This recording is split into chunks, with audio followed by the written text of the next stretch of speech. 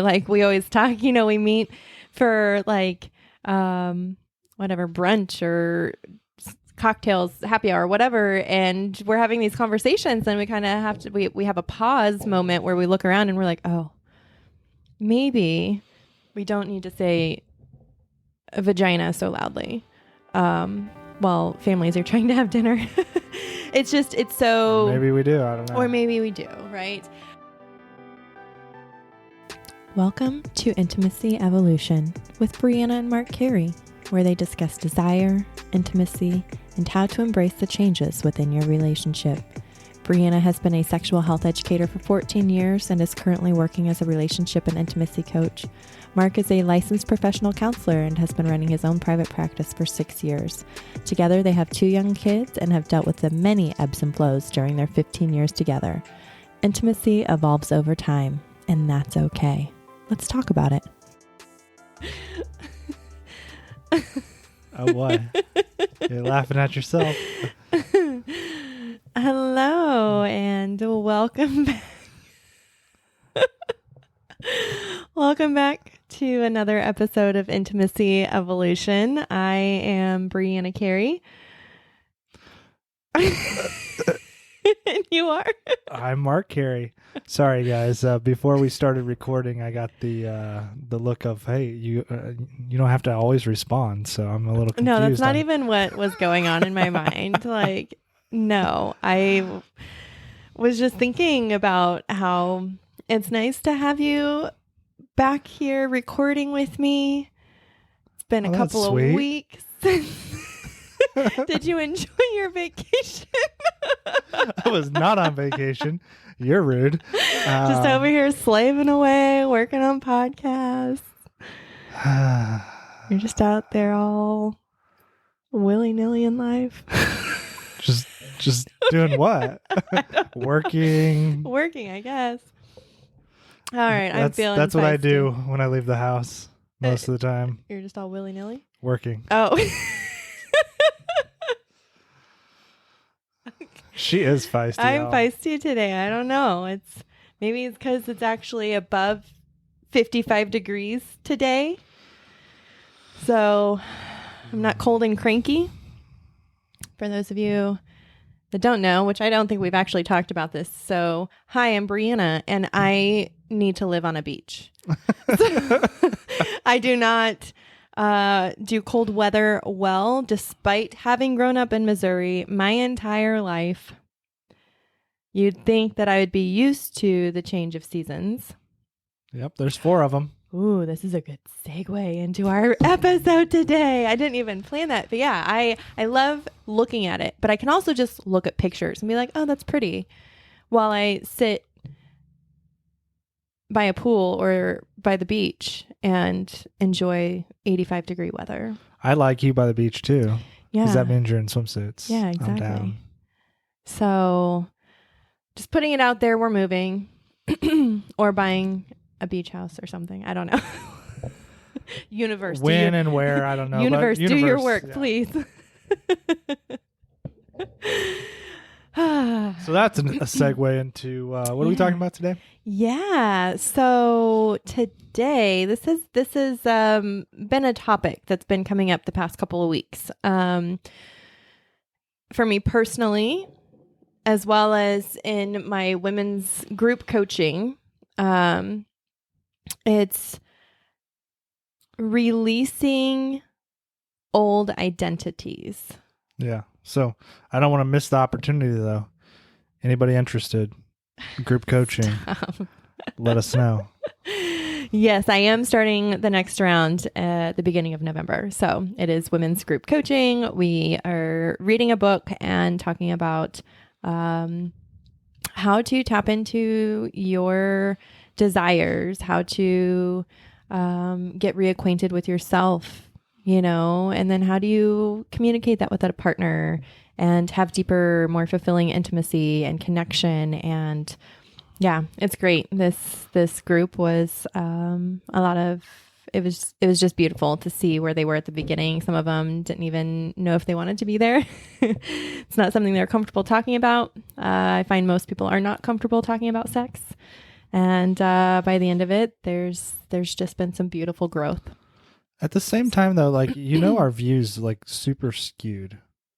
Because the most of the people we're around personally talk about sex a lot. Yeah, and that's been my life for 14 years with my direct sales company. Like, we always talk, we meet for like whatever, brunch or cocktails, happy hour, whatever, and we're having these conversations, and we kind of have to we have a pause moment where we look around and we're like, oh, maybe we don't need to say a vagina so loudly while families are trying to have dinner. It's so... Or maybe we do. I don't know. Or maybe we do, right? Yeah. It's definitely a skewed perception.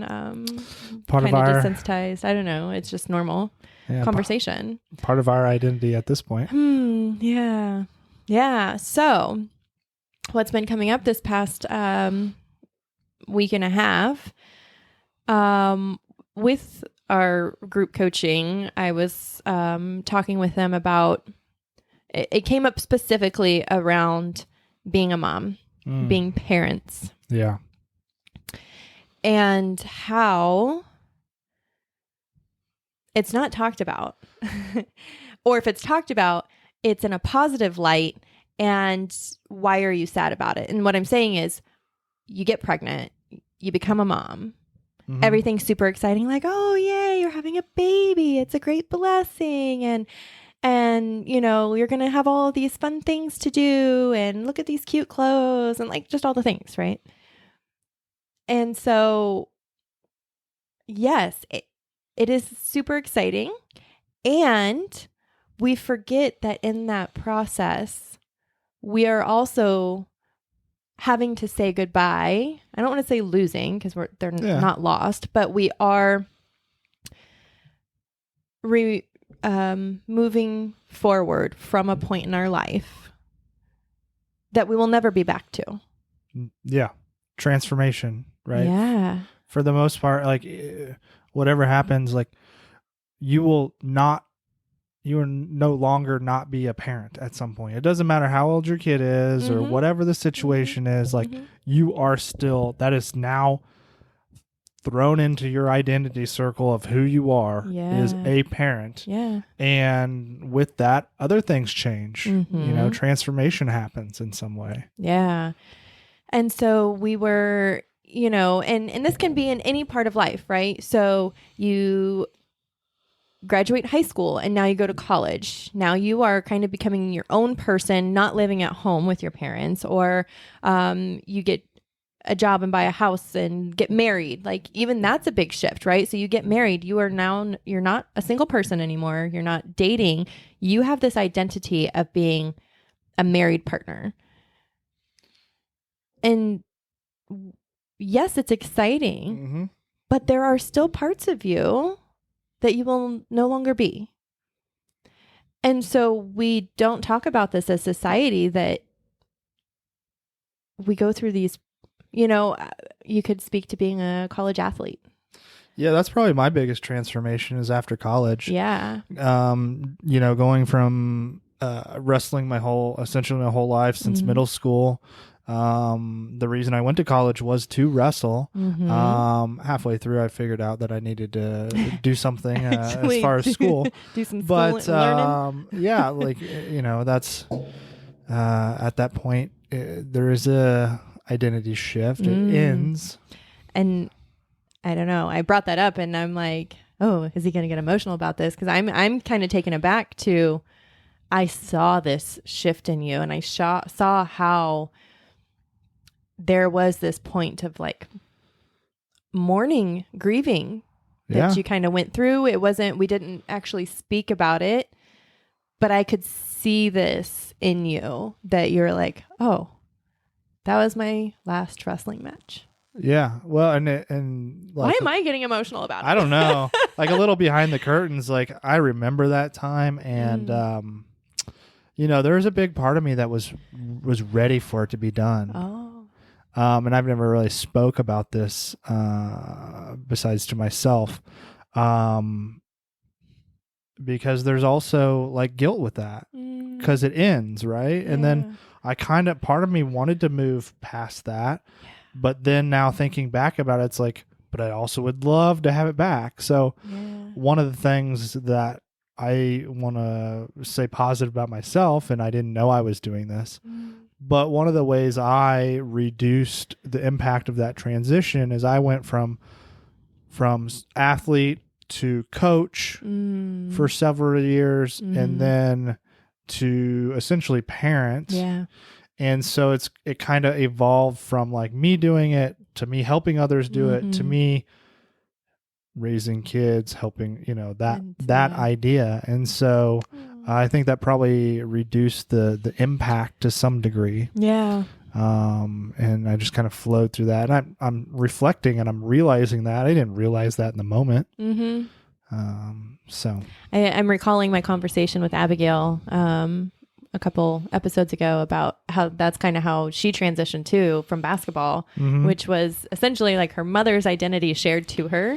And, I went from basketball, college athlete, then to coaching and, in that route. And so, well, yeah, but what's the transition to marriage or parenting or some of these others? Yeah. There's like none. Well, I mean, maybe. You date and... Yeah, but I mean, raising a child's different, right? Maybe you have a sibling and you help out nieces and nephews. Maybe there's more transition. For me, there was... Have a pet? Yeah, pet. Pet might be a transition. Yeah. Plant? Pet parent. Yeah, plant parent. Okay, so a pet might be a little bit more hands-on as far as like learning I don't know. how to... I've watched many plants die in our house. They seem challenging. Gave up.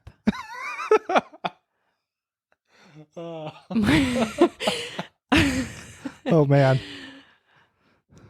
I have plants that are thriving right now, Mark. You do. You do. Not. I feel like that is symbolic of me thriving in my life right now. So fair enough. Thank you very much. There are 4 in this. No. Yeah. 6 in this room right now. Oh, it's beautiful. Okay, so I like how you shared that and how you kind of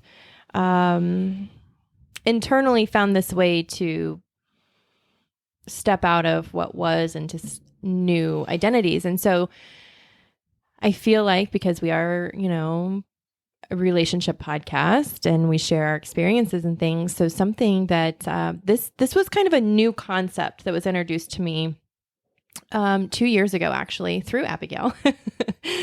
Rona was a year old, so it was 2020. I had to shift my business from in-person parties to online. I had a 4-year-old and a 1-year-old at the time and trying to navigate all of that. And then we made the decision that we were done having kids. And I had a tough time.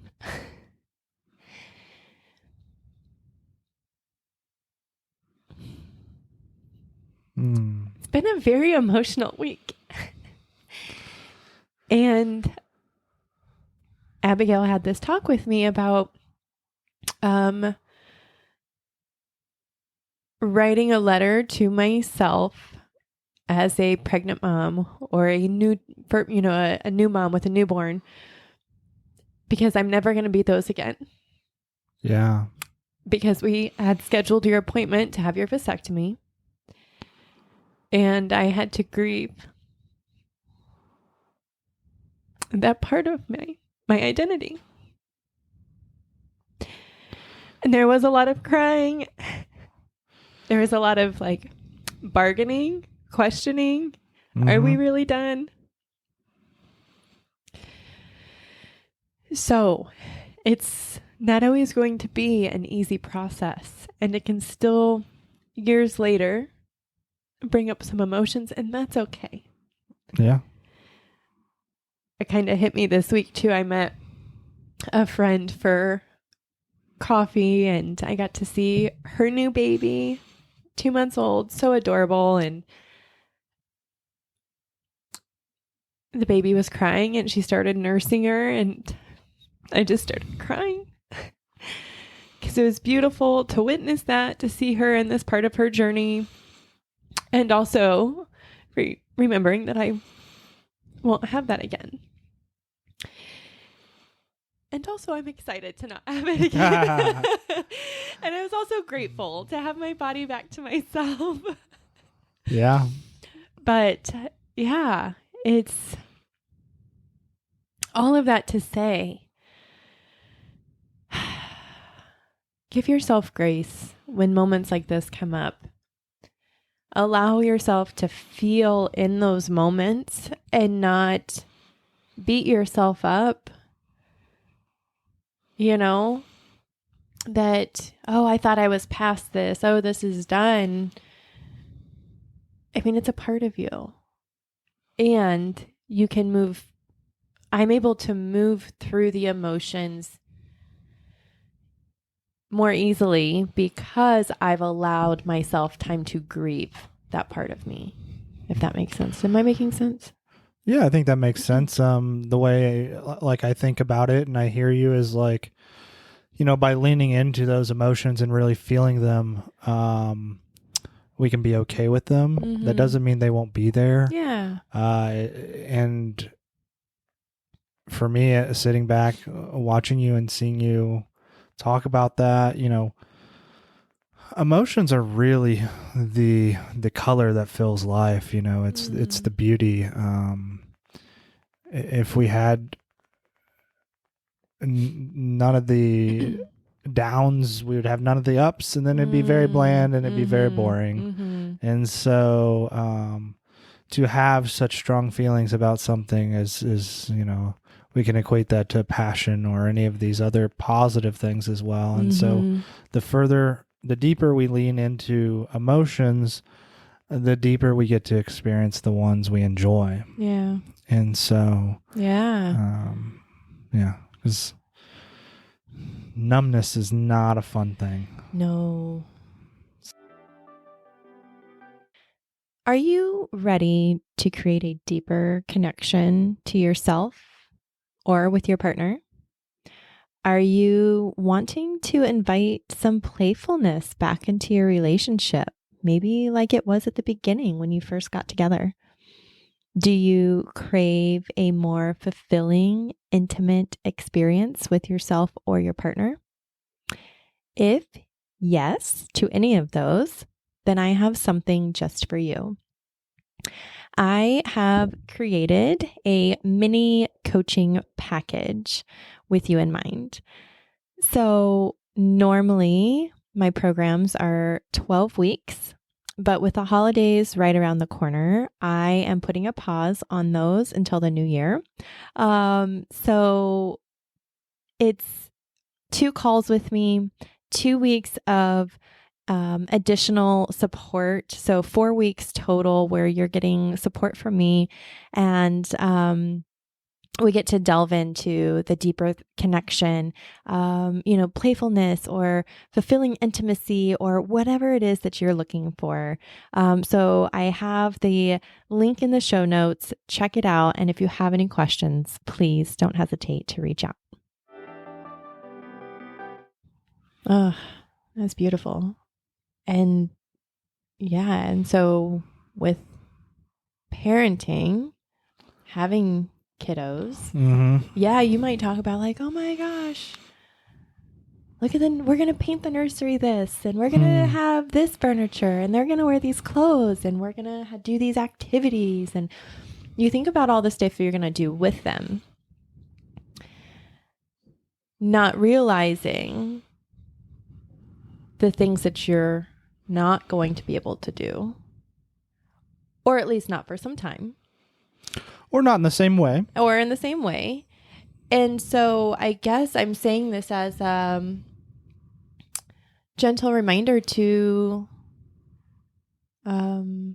take time for that, to honor that, really be intentional with your time with your partner, with your time by yourself, doing things that you want. Yeah. And so one of the exercises was for this group coaching was to write a letter to a past self that is no longer you, no longer serving you, and thanking them for their presence in your life, for getting you to where you are, recalling memories. And that's exactly what I had to do as well, because I had to let go of a huge identity of mine this week. And which is, I'm no longer going to be with my direct sales company. Yeah.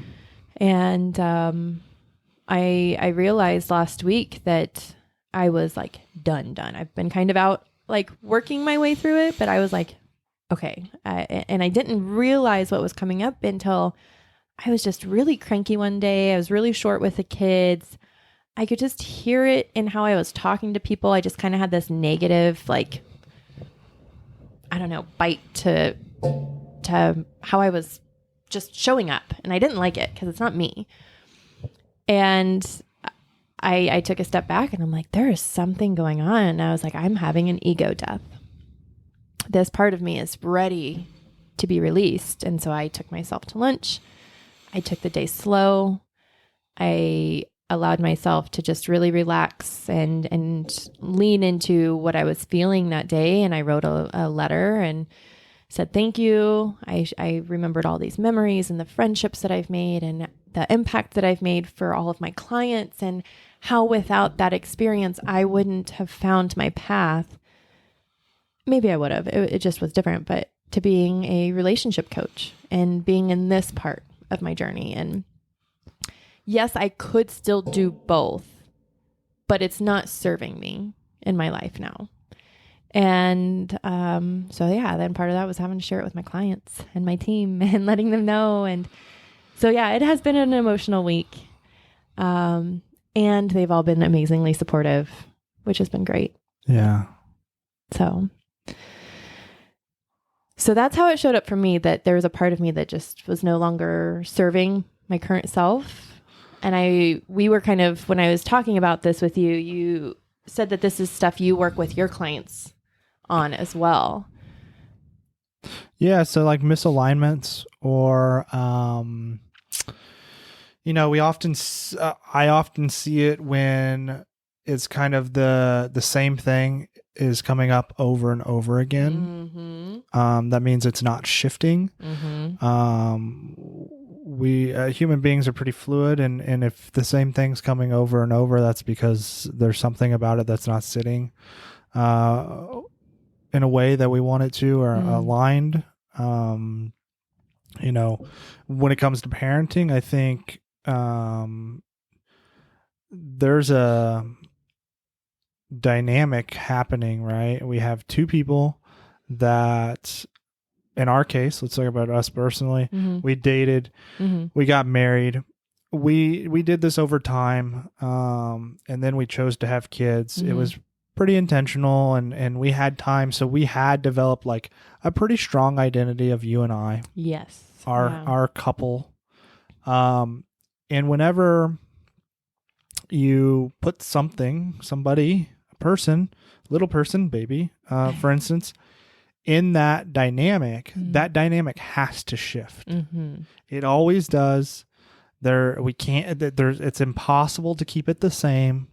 And if we do, we're fighting against something that's just not going to happen. Yeah.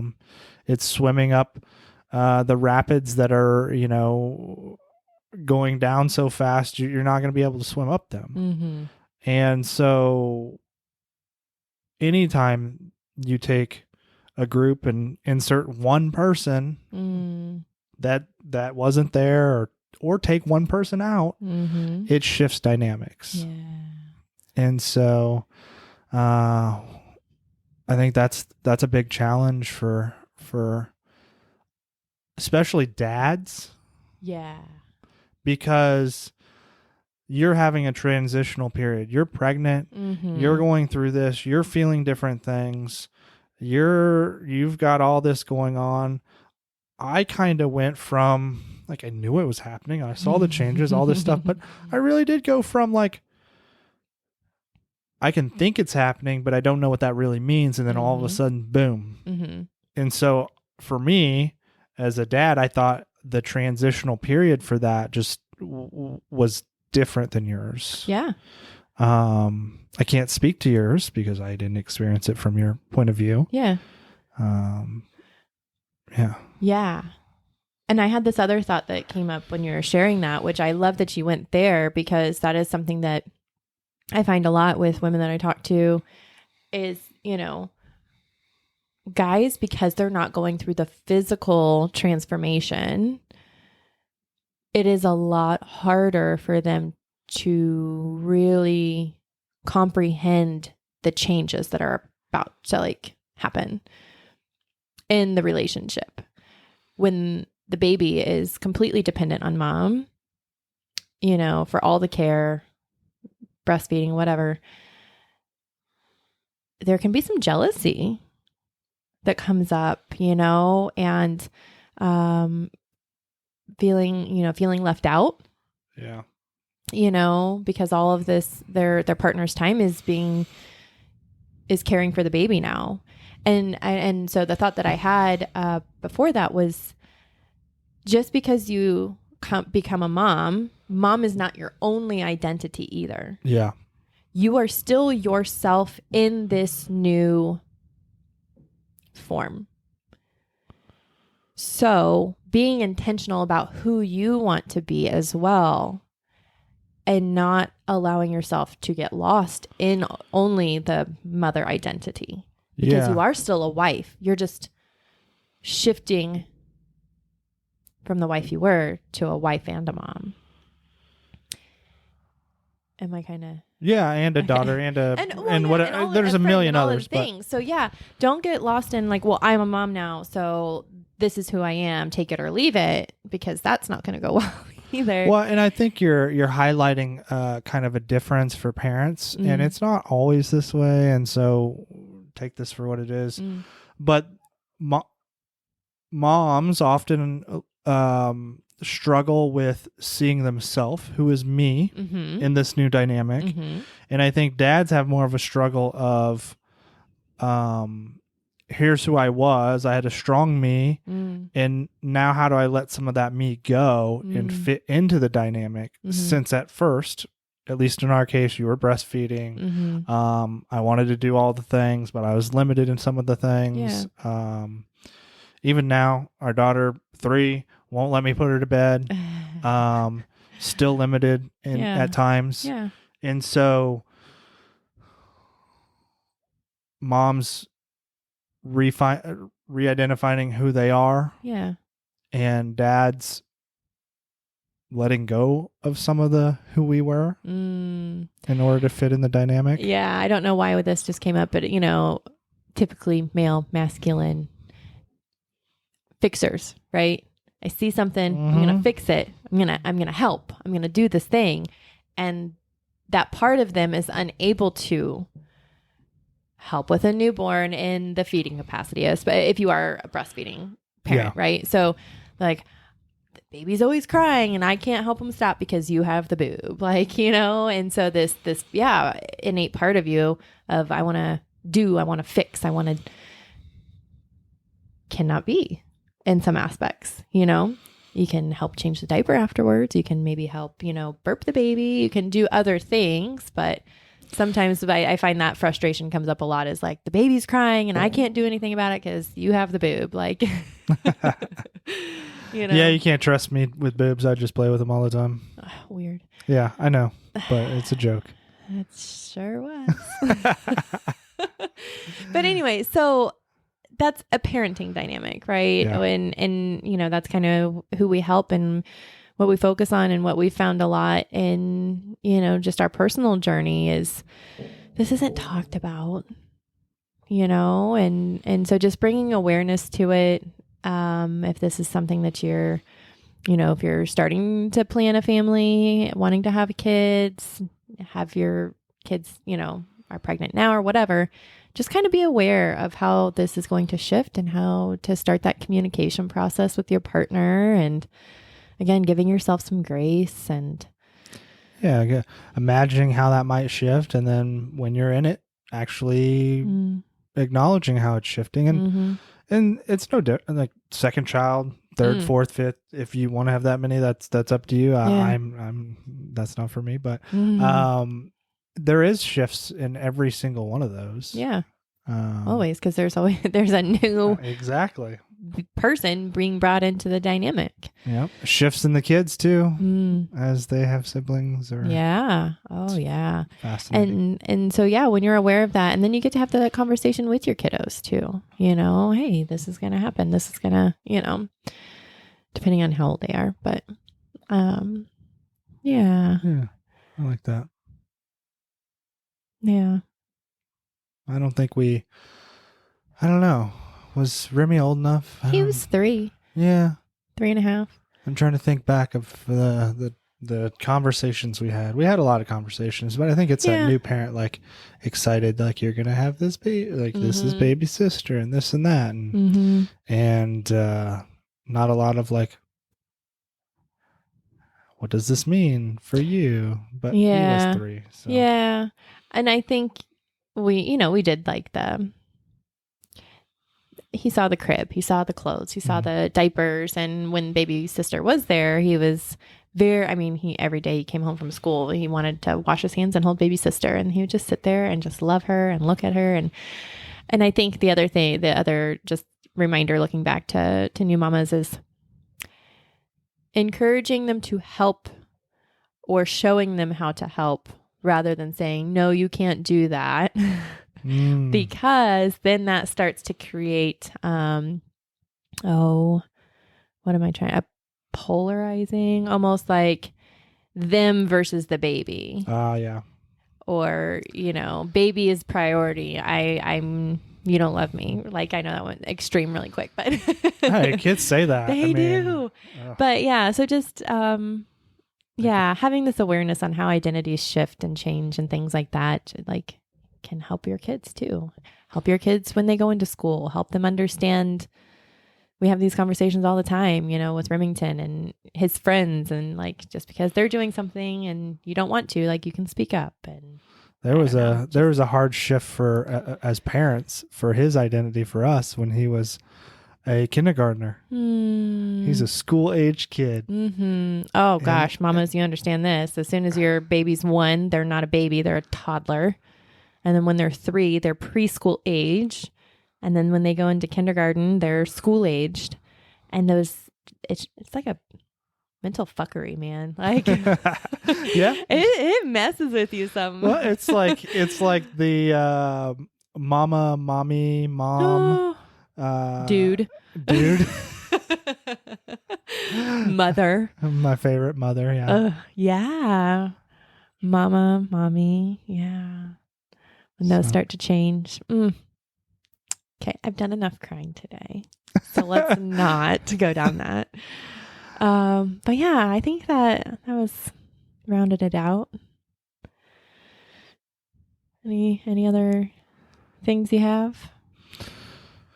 Well, we talked about identifying, shedding the old, our old versions and at least parts of ourselves, not our whole self, not a whole of course. Self, no. But also recognizing when they're stuck, like we talked about of just feeling misalignment, feeling like the kind of the same things coming up over and over again, that type of stuff. Yeah. So, yeah, that's all I have.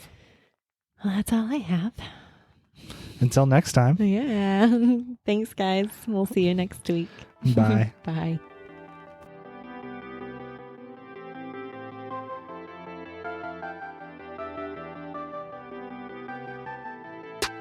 Thank you so much for tuning in. We hope you enjoyed the show.